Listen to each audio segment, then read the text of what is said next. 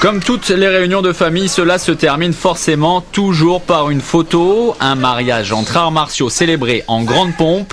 Des invités sur leur 31, des filles et des garçons d'honneur pour une cérémonie réglée avec le souci du détail. Et cette union de 5 disciplines a visiblement soulevé l'enthousiasme général. Elle aura en tout cas permis de découvrir les arts martiaux japonais. Et les arts martiaux, c'est aussi une méthode de faire passer des messages à des enfants. Non pas forcément en leur rabâchant des choses à l'école, mais ça peut aussi être tout simplement sur le tatami à travers un respect par le rituel qu'il y a dans toutes les pratiques d'arts martiaux. Et ça, c'est une chose qui permet vraiment de cadrer des enfants et des fois des enfants qui sont un peu turbulents, on arrive à les recadrer grâce aux arts martiaux.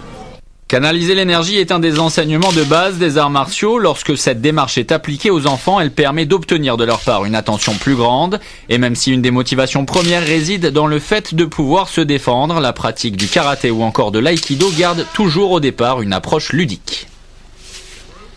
J'ai voulu faire du kendo parce que j'ai vu que ça me plaisait. Que c'est bien parce que j'aime bien les jeux de combat, se battre. Dis-moi ce qui te plaît dans le judo. Les prises, que je gagne, les compétitions, et c'est tout. Et tu trouves ça aussi marrant, non? Oui, c'est bien. Au moins ça m'aide quand quelqu'un m'attaque. À l'image du kendo dont la pratique a augmenté de 150% en 10 ans, les arts martiaux ont le vent en poupe. Ce sont désormais les valeurs véhiculées par ces disciplines traditionnelles qui attirent. C'est aussi l'opportunité donnée aux enfants de se frotter avec une culture différente.